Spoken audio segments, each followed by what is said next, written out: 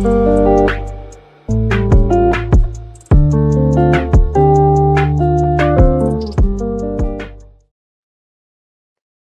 อสงค่าพี่น้องผู้ชมยินเสียงใต้ตีนับเยี่ยมกูเจ้ากูป้ายามหลีกต่างสายลมอีกบาดังขาวลุงแรงเปิงไหลมาหบโทบหบญาพี่น้องเฮาคากว่าแทงวันหนึ่งค่ะย้อนหาตังหักแม่ตาตั้งนินเจอตังโจมเชือมนเปียวตีลูกตีถาวราพระเป็นเจ้าเฮาคามาแต่อยู่ในจุดตะอาสาของเฮาคากว่าหางเผาหางมันสิกำค่ะวันที่เปิ้นมาเฮาค่ะเลยละถึงตั้งอันสลาปอลูต่างเปียตู่เจ้าเก่าแน่พี่น้องเมืองโรมาค่ะเนาะเขาเป็นพละไหนคะนะพี่น้องค่ะเขาห้องตู่เจ้าเก่าว่าเป็นตำหม่านเจ้าที่ไหนค่ะเฮ็ดให้ลูกล่างตะเปเจ้าและอีกบาดังแต่ว่าเป็นคนเมียวจูก็ว่าค่ะนะเขามีดังอันถังเถิมในตู่ของสลาปอลูเขาก็ผู้สังเขาซ้ำห้องตู่เจ้าเก่าว่าเขาเป็นตำหม่านของเจ้าเยซูคริสต์ตำหม่านมันปองว่าเป็นก็ที่เจ้าเยซูส่งออกกว่าค่ะนะมันเป็นอสร้างอาตานสูงที่พระเป็นเจ้าเยซูคริสต์เป็นผู้ตั้งสลาพ่อลุ่มยามอยู่จอมเจ้าเยซูคริสต์รู้มือมันเจ้าอาสากลิบอยู่มันยามเป็นตะเป้ของเจ้าเยซูหรือสินั้นมันกล้าเนี่ยกันนะสลาพ่อลุ่เนี่ยเอาข่าวตะลาดังเกศรองพระเป็นเจ้าโต๊ะขอดเพียวถึงก้นต่างเจ้าคือก็บอกว่าคนเมียวกิวเขามีตั้งวนจากใครเจ้าว่าตลาดังเกศช็อตเนี่ยมันเป็นปุนตาคนเมียวกิวกันนานกว่ากันนะ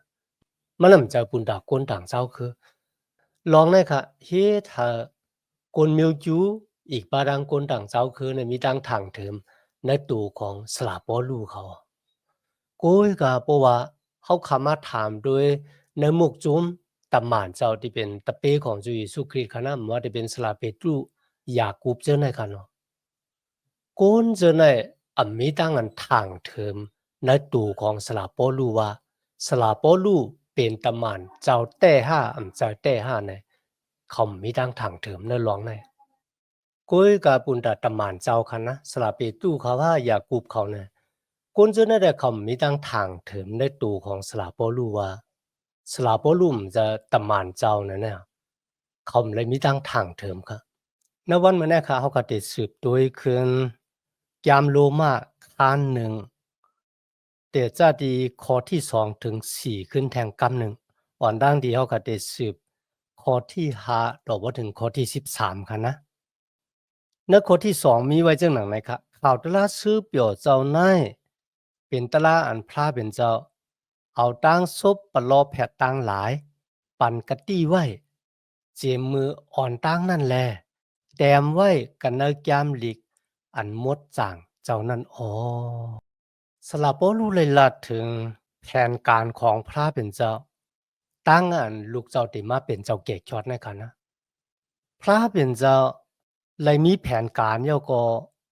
ปั่นกะตี้สะจ่าไว้ที่ปะลอแพทย์ก็บ่จังนั้นนะวันมื้อนั้นค่ะนะเพราะว่าเขาคักเขาป้องแจงแรงใจในแผนการของพระเป็นเจ้าในดังอันเจ้าเยซูคริสต์มาเป็นเจ้าเกกชอดของคนโลกาในเขาคารู้เลยอ่านสมาคยามลิเก่าปุณได้ป้องแจงแรงใจในหลองในค่ะข้อที่3ค่ะข่าวตะลาซื้อเปี่ยวในเป็นข่าวตะลาลองลูกมันเจ้าอันว่าเจ้าพระเฮาเจ้าเยซูคริสต์จอมหนังจาติโกน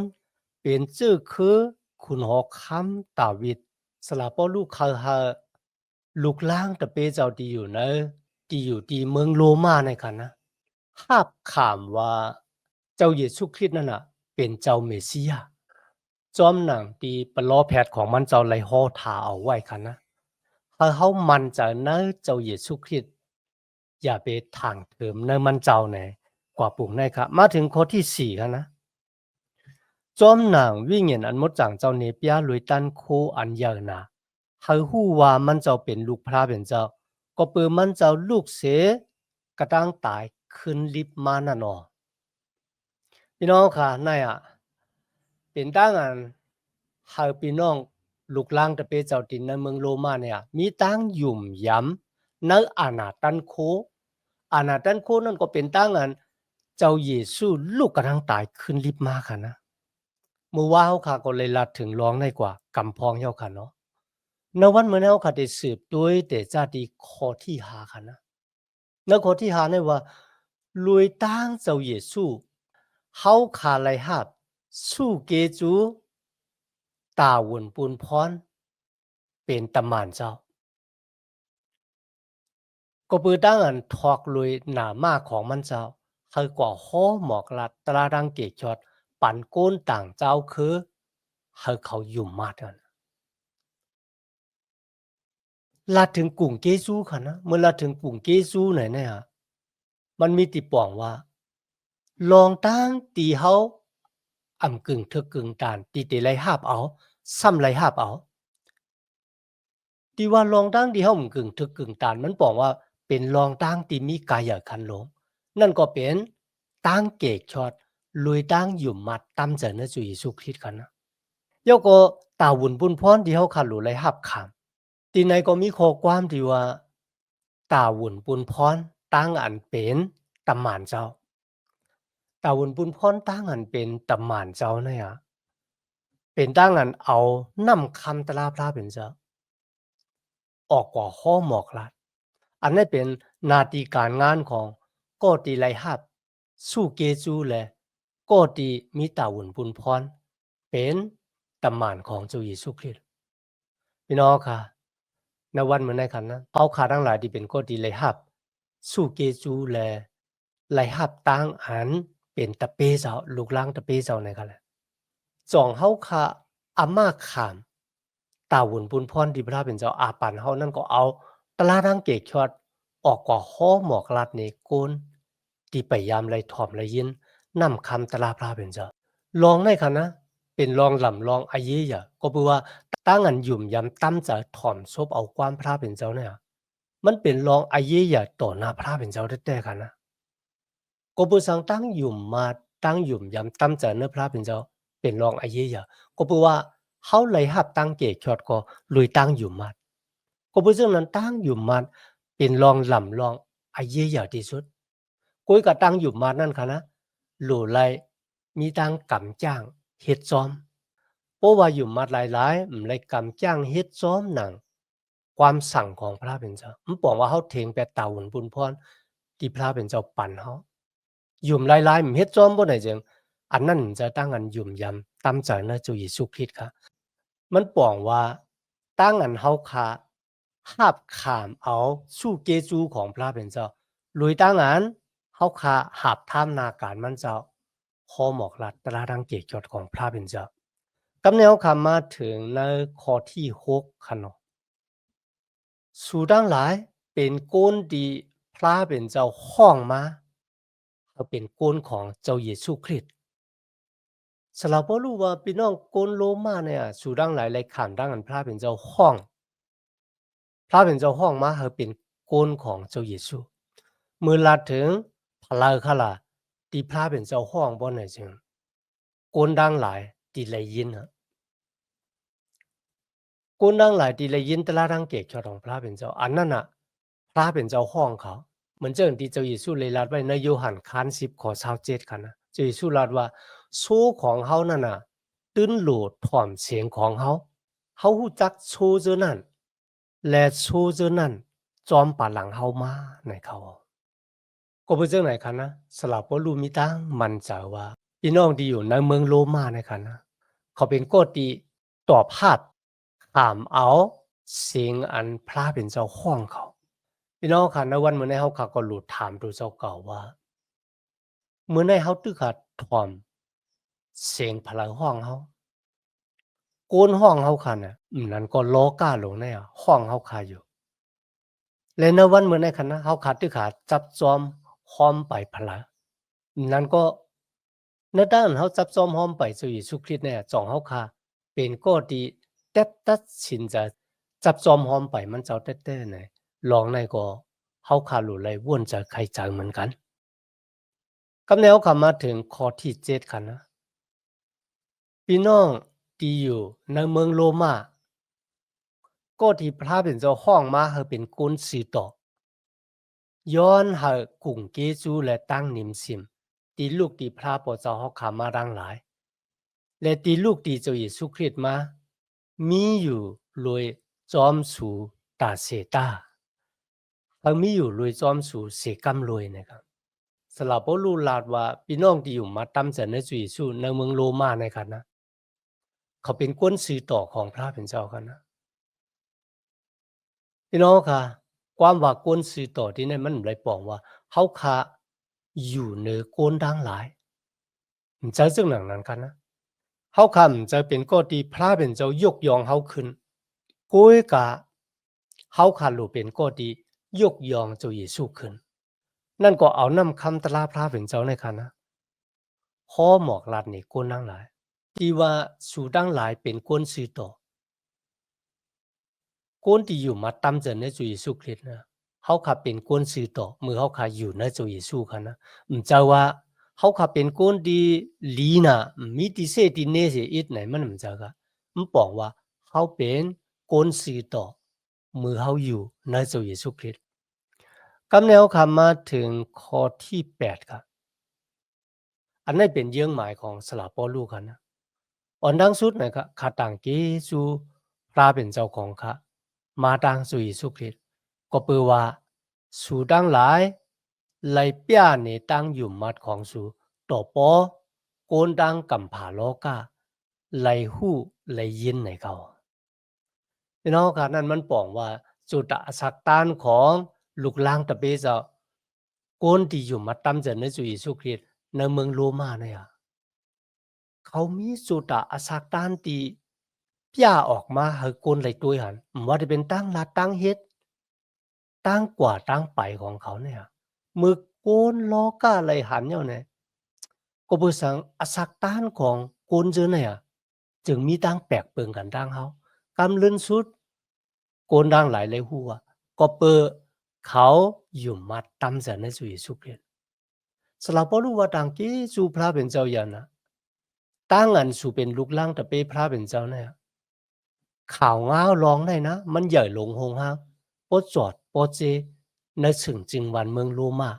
แล้วก็ไหลออกกว่าตั้งนอกที่เธอกวนป้าจะเคยหู้จักเจ้าเยซูคริสต์ว่ามือหู้จักเจ้าเยซูคริสต์เนี่ยจุดอาศักตานของโกนเขาเนี่ยมันแหลกลายค่ายปุดมาเตอเขาก็เคยจามด้วยเนี่ยกันนะอันนี้ก็ลีป้าจะได้ครับ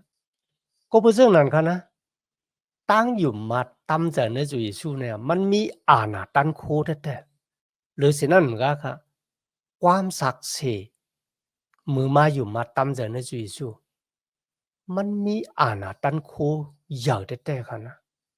อ่อนดังที่มาอยู่จุยชูเหมือนกันดังเบิ้นวายเสมาอยู่เนี่ยวะจุยชูแหลกลายค่ายปูดอักจังจริกตาของเขาลุยอาณาตันโควิ่งเห็นมดจังของมันเจ้ามีอาศักลิบอยู่ในตั้งหักตั้งอยู่สิกูยำตั้งสีอยู่ต่อพระเป็นเจ้า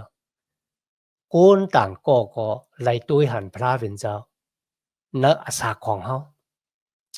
ว่าก็โกนก่อนเนี่ยโดยเอ็นแห้งมันเนี่ยมีวันที่เป็นโกนดีเจ้าหนังในไรพระเป็นเจ้ามีอยู่ในอาศักมันแต่ๆนะครับนะกำในเขาขามาโดยในข้อที่เก่ากันนะสลับพอรู้ไรสุดต้องบุญตาโกนหยุ่มมัดในเมืองโรมาตัดเสครับว่ามันได้สุดต้องบุญนะโกนในเมืองโรมาตัดเสกันนะนั่นมันบอกว่ามีตั้งไม่จะขี่จะอำเขาลูกล่างตะเปเจ้าเนี่ยมีตั้งหยุบยอมในตั้งหยุบมัดนั่นก็กว่าหับข่าวมาความสอนพิษกับปันนั่นครับมันตึกหาเพลามออกกว่าที่จับแสงกันดังรอนจุยชูหวังโกว่าจุยชูมันเลยมาเกิดเป็นก้นแต่หวังโกว่าจุยชูตายย่อมเลยลูกกระดังตายขึ้นที่มาเนี่ยเขาก็สู้ตองหาลูกล่างแต่เปเจ้าในเมืองโรมาเนี่ยมีตั้งอยู่มาติมันคงมีตั้งอยู่มาติหมานแมนจือจะจอมหนังข่าวตลาตั้งเกจอดตีสลาโปลูไหลหอออกกว่าก็เพราะฉะนั้นในวันเหมือนในคณะเขาขัดที่เป็นลูกล่างแต่เปเจ้าเนี่ยเขาหลูกพึกเขามีอักจ้างในตั้งงานหมอสุดต้องปุนตาโกนอยู่มาตำจากในจุยสุคริตเขาหลูกพึกคะนะ พึกตั้งสุดต้องบุญดาได้สุดต้องบุญดาเสียอุบเจอเจ้าหาพี่น้องที่เลยฮบทบตั้งทุกข้าอย่าผืดการจ้าเฮาหมอสุดต้องบุญดาโกนกามีดังเสียงนั่งลงนึกกำปาโลกาลงในไลขนาดนึกคนที่10ขนาดสลาปอลูย้อนหาพระเป็นเจ้าปันอควางอาเยบุญดาเดไลมือเหล่มือเจ้าพี่น้องในโลมามันบอกว่าเขามีตั้งหลูแต่ว่าใครเขามือกว่าครบทุกพี่น้องที่อยู่มัดในเมืองโรมากันนะปุนตาสังขละพวกไหนจึงปุนตาติปันเอ็นปันแห้งกันดังสองปาดสองผายพี่น้องในเมืองโรมาก็ติลัดนี้เขาว่าเขามาหยุ่มยำตั้มเจนในจุยสุคริตไรจึงหนังว่ายเสียหยุ่มมาจุยสุจุตะสักต้านเขาแหลกลายจึงหนังเขาเลยขามเอาพรหลีมังกรตีลูกตีพระเป็นเจ้ามาเนิ่นนาหนาเฮือนเขานาติการงานเขามีตั้งแหลกลายค่ายปูดหลีเสียอ่อนตอนเสียเก่ามาจังหนังคือไงสลาปลูกเขาถ่อมเขายินตั้งหยุ่มมัดที่มีอยู่ในอาสาของเขาแล้วก็สลาปลูเนี่ยเขาเป็นคนที่สอนสมาจามดีแล้วก็เขาเกือกเขามีตั้งหักในดังอันที่สอนสมาจามดีของพระเป็นเจ้าก็บอกว่าเขาหู้สมาจามดีเก่าค่ะนะปย่อมือเขามาจัดเชด้วยนจุดอาสักต้านของจุยสู้เนี่ยต้อมหนังดีเลยโหทาลองของมันเจ้ามาอ่องเมียงมันเจ้ามุนสลาปอลูก็ดีเลยปันเอ็นปันแห้งเขาปุนดาเขาเดมมีตั้งทางเทิมในตั้งอันเจ้าเยซูคริสต์เป็นเจ้าเมสสิยาเป็นเจ้าเกศชดของกุนโลกาแหละมันเจ้าป้าเหลียวตีเป้แหน่งร่างตายตีลูกร่างตายขึ้นรีบมาเลยมีมันเจ้าป้าเหลียวตีมีอนาตันโคปันดังเกศชดมันบอกว่าปุดว่างคว้างหลอดบันบุดอยู่ปาดแปดต่อโกนดีหนองตาตั้งพิกคุกจะไล่ไม่เจ้าอุระแปดวายนามาจูมันเจ้ามาย้อนตองป่านที่มันเจ้าย่อก็ห้าบเอามันเจ้ามาเป็นเจ้าเกศชดโลมาคัน1ข้อ12ครับสลาปอลูว่าเขาตั้ง2ปา2ผายเนี่ยปั่นเอ็นปั่นแห้งกันเขาก็แทงเอ็นแทงแห้งปั่นเฮาลุยตั้งหยุ่มมัดเลยลุยตั้งอันตูทบตาหันในเจ้าเยซูคริสต์มีเรื่องหนังก็เป็นเรื่องนั้นคันนะตั้งอันลุกล่างแต่เปเจ้าว่าอยู่วันละเมืองละคันนะมีตั้งกับศึกมีตั้งศึกสัมจำใจต่อกันนั่นนะเป็นรองลำรองอาเยเยอะก็เป็นสังค่ะเมื่อลูกล่างตะเปเจ้ามีตั้งศึกสัมจำใจกับสืบกันเลยมันเป็นตั้งอันแทงแห้งไผ่วิ่งเงินปันกันเขามือมาอยู่ซ้อมกันค่ะนะเขาก็เลยหับแห้งเอ็นแห้งไผ่วิ่งเงินที่เขาก็เลยหับเอ็นแห้งไผ่วิ่งเงินที่เขาไหนมันเป็นกว่าเจ้าหนังไหนแต่ค่ะกำเนิดมาถึงข้อที่13ค่ะนะสลาปอลูลาดว่าคัดเจอเกียวซาบุญดาดิมาสู่มาเจอสู่หลายปอเขานะครับกูก็ต่อถึงวันมาเร็วในก็ขากอมไปไล่มือในเขาปุนดาสังขลาในเยิ้งหมายของสลาปอลูในค่ะนะ